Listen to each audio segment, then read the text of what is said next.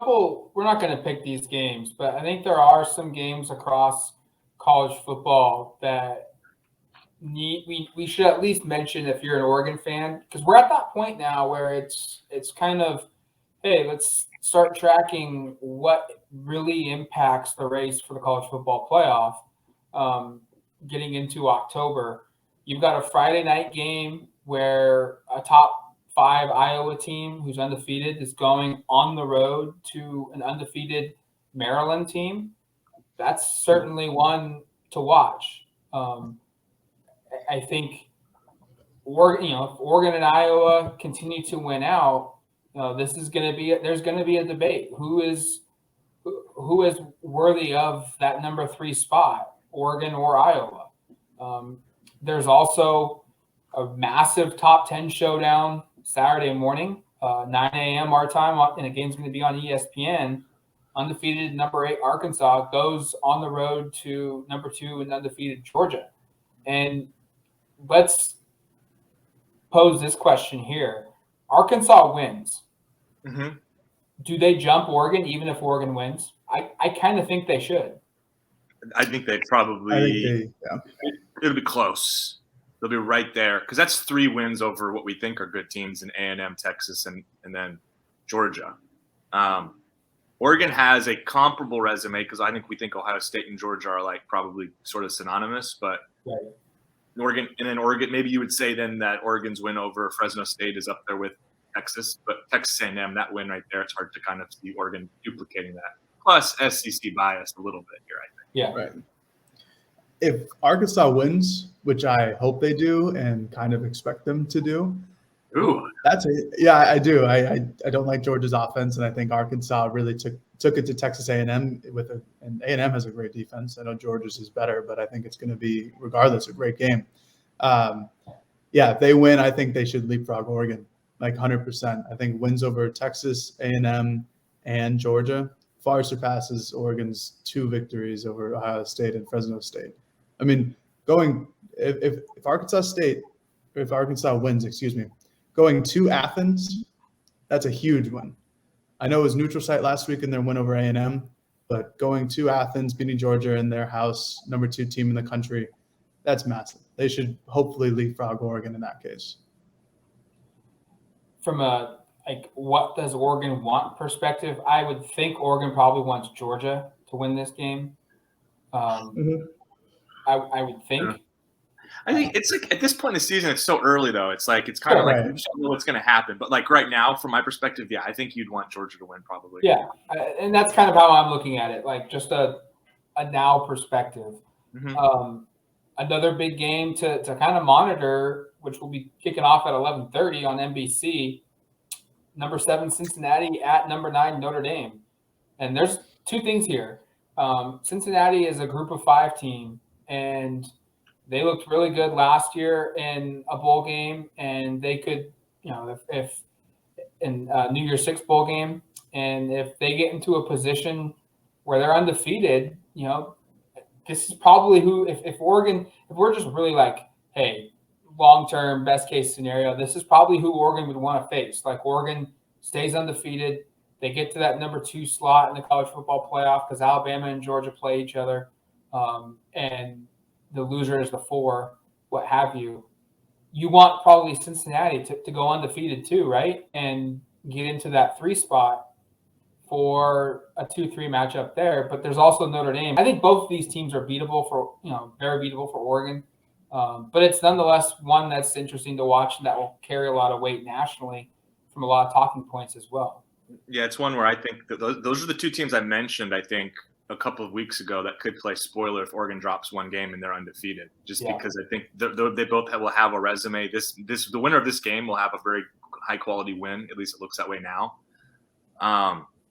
I don't know if you're Oregon, if you really have a preference. It's kind of just more like one of the teams is sort of out of the discussion. The other team is back in the discussion. And maybe that team that wins gets pretty close to Oregon. But I don't think either have the resume really to deserve to leap Oregon. So I don't anticipate that being an issue. Again, as long as Oregon takes care of business, I don't think they're going to be jumped by many teams. And I don't think either of those teams really has the wins to do it. Because for Cincinnati, it's like, okay, let's say they win. They beat Notre Dame. The rest of their schedule is sort of meh. And if you're Notre Dame, I know they have a couple of impressive wins, at least on paper, but like Florida State doesn't look very good right now. And Wisconsin I don't know what to make of Wisconsin because I think they're probably better than their record, but like that kind of fell apart against Notre Dame. So I think it's an interesting game. I don't think Oregon has a preference. Yeah. I don't know. I have a hard time seeing both of those teams going undefeated, just how the way college football is this year. It's just an absolute mess. I would like to go back to Arkansas real quick. Sure. I think I've changed my opinion on who Oregon wants to win. I don't think they care because Arkansas and Georgia still have to go through the SEC ringer. Like Arkansas plays at Georgia this week. Next week goes to Mississippi State, the number 12 ranked team in the country. And then 4 weeks later, a month later, they have to go play Alabama. So you look at Georgia, they'll have to play Alabama and LSU and probably Texas A&M. I don't know their schedule off the top of my head, but they'll probably have to go through all of that too. So I think it's a fantastic matchup week 5. But in the SEC, you can win that game and it's going to be great on your resume, but you got to go through Alabama at one point, and you have to go through another top 15 team just like Ole Miss is this year. And I think Ole Miss and Arkansas, hypothetically, if Arkansas wins, that's going to be a hell of a game in Mississippi. I don't know. At this point, I don't think Oregon really cares about that one. I think it'll be interesting to watch. Can I change my mind on Notre Dame, Cincinnati? Because we're just changing our minds. Sure. Let's do it. Do you want to redo all the picks too? Yeah, let's just redo all of it. Let's just flip the order on every single thing. Matt, restart the podcast. Let's start over. What I was going to say is I was just looking at the schedules. Notre Dame is a lot more susceptible to lose down the stretch than Cincinnati would be. So I actually think if you're Oregon, you might want Notre Dame to win this game because I think Notre Dame could lose a couple of games down the stretch. Cincinnati playing in the American Conference doesn't have a whole lot coming up that I go, they might lose that game. This would probably be this is the biggest test probably on the season, actually. A couple other games real quick to jump in on. Number 12, Ole Miss is at number 1, Alabama. That's the game of the week on CBS. Same time as Oregon and Stanford. Probably the entire country will be watching this game. I'll be really curious. It's going to be a good test. I think, if Alabama just destroys them, that will tell us a lot about how good Alabama is this year. And I also think, it could also tell us if Alabama's got any kinks in their armor because Ole Miss is pretty good. Their offense is pretty good. Lane Kiffin's always got that team moving. Matt Corral is an experienced quarterback. Can Ole Miss keep it close into the fourth quarter and pull off the upset? That will be one certainly to watch. I don't think there's any real order here of who you want to win or who you don't want to win. In my mind, I think Alabama's the best team in the country, so it really doesn't matter. But this is just going to be one where I wish we could just sit down and watch this one because there's a lot of dudes in this game. Can I paint a fun hypothetical? Sure. Please. What if Alabama and both Georgia lose and Oregon wins? Ooh, are they number 1? That's what I'm asking. What happens? In that scenario, probably, I would think so. It's kind of interesting. I don't think Arkansas would jump all the way to 1. No. 7 spots? I don't think so. Yeah, I mean, what are the other options here? Like Penn State's playing Indiana, and that'd be a good win, but that's not worthy of jumping 3 spots. Just interesting. Just to think about it. Who knows? Other game real quick. Ohio State travels on the road to a 3-1 Rutgers team who kept it really close with Michigan last week. Just like I did for Clemson, NC State. I didn't say Clemson would lose, but I definitely said they were on upset watch if they weren't careful. I think that's the same case here with Ohio State. They should blow Rutgers out. They are almost a 16-point favorite. But if Ohio State doesn't control the line of scrimmage on both sides of the ball and allows Rutgers to kind of make this a rock fight, grind it out type of performance, they could find themselves in the fourth quarter in a very close game where anything could happen at that point. I'll tell you who. Oregon definitely wants Ohio State to win this game. Yes. Very badly. This would be a really bad loss for Oregon's resume because suddenly Ohio State goes from being, that's the best win in the country, to being like, is that even that good of a win? Yeah. Yeah. So, go Bucks. Go Bucks. No And then- Scarlet Knights? No. The last game that we need to pay attention to is Oklahoma at Kansas State. Sooners haven't looked good all year. This is on the road in Manhattan. I think Kansas State's going to be without their starting quarterback, though. Yeah. Potentially. Spencer Rattler has looked awful. Another one of those games where it's Oklahoma should win. I mean, they're a 10.5-point favorite, but it wouldn't surprise me if they kind of get knocked off by Kansas State as well, considering how bad Oklahoma has looked. Kansas State winning that game would be great for Oregon for a couple of reasons. Knocks off Oklahoma, but also strengthens a win over Stanford because Kansas State beat Stanford the first game. So that would be maybe not the worst outcome for Oregon. I don't think that one, I don't feel real confident is happening, but Oklahoma's looked Oklahoma's actually looked a lot worse than Oregon, actually, even though both teams are still unbeaten, in terms of just, they haven't put anyone away. I mean, Oregon fans complain about them not putting anyone away. I mean, Oklahoma's playing one-score games almost with everybody, and a lot of those teams aren't very good. We don't think they're playing one-score games every week.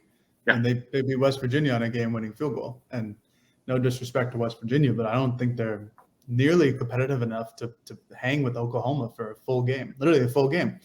So, yeah, Matt, I kind of agree with you on Kansas State potentially pulling the upset. I mean, the only issue is that their starting quarterback is out. I have one game that I'm going to personally keep an eye on, and that's Boston College and Clemson. I can see Clemson maybe dropping to 2-3 already on the season. So that would be really, really impressive to see Clemson go from being like this college football playoff contender start of the year to being 2-3 after 5 weeks. Can I make a suggestion? DJU has under 600 passing yards in 4 games. It's hard to do. His numbers are worse than Anthony Brown's. So, I'm sure they are. I know, and I'm not trying to mean that as an Anthony Brown's playing bad. I'm just trying to say that a lot of fans have been frustrated at the quarterback position, and the guy who's literally been inked to a Dr. Pepper deal is awful at playing quarterback right now. I wanted to make one suggestion since we're getting into conference play and there's less games to pick, so we're spending some time here. Why don't we each week pick one upset that would help Oregon? Just kind of like, which one do we think kind of could happen? Sure. So I guess I'll go first, and I'm going to pick Arkansas. Ooh. Now, Jared, you've already also said you're picking Arkansas, so I feel bad, but that's just the one I feel best about. No, picking. I have another game I could pick. Then all right, well then do it. So I really like Arkansas. For those who haven't watched them, they're a kind of feel like a team from like an older school team. They just pound the rock against you. They're defensively they're equipped enough to stop you from running, and they just kind of win at the line of scrimmage. It's almost kind of feels like a team that Mario Cristobal would like to coach. It's like that kind of similar dynamic, and I think that's Sam Pittman, former offensive lineman. Exactly. There you go. I'll go. My pick. I have Kentucky over Florida. Ooh. I think that's going to help Oregon down the line because if Florida wins this game and they go the distance, then they hung tough with Alabama, so they might meet again in the SEC title game. But if they lose to Kentucky, no sir. I'm going to go into the Big Ten country, and I'm going to pick Maryland pulling off the upset at home against Iowa. Hawkeyes are just a 3.5-point favorite in this one. And Maryland has a win over West Virginia. They struggled against Illinois and only won that game by 3. But they put up 62 points against Howard. They put away Kent State 37-16. Iowa State last week struggled against Colorado State. Had a similar performance against Kent State as what Maryland did. So they won by 10 at Iowa State, but I don't think Iowa State's as good as maybe anticipated this season for whatever reason. So give me that Friday night upset. That tends to always happen once or twice a year. A Friday night home dog beats a ranked opponent. So give me Maryland to be the first one on a Friday night to claim such a big win like that. Matt, we just figured out what we're going to be watching at the bar. Yeah, we did. We figured it out. I like that pick because Iowa's good. Don't get me wrong, but I think that their best win over Iowa State. I don't put a lot of stock into that because Iowa State had like one of the worst turnover games you'll ever see. It was 4 or 5. They had just terrible interceptions. They fumbled. It was a fumble 6. I don't know what we call that. We can't call it a pick 6. But no. Breece Hall is one of like the best running backs in the country. Fumbles at like the 4-yard line and then their own 4-yard line. So Iowa just picks it up and walks into the end zone. So I like that pick. I really do because Iowa hasn't shown that they can put guys away. They haven't shown that they can just beat another team that they should 42-15. So I think that'll be a close one. And they're only 3.5-point favorites, too. This is the number 5 team in the country going into Maryland. No disrespect to Maryland. Go Terps. But still, it's Maryland. Iowa wins because it forces turnovers. If they have a game where that doesn't happen, right, we'll see.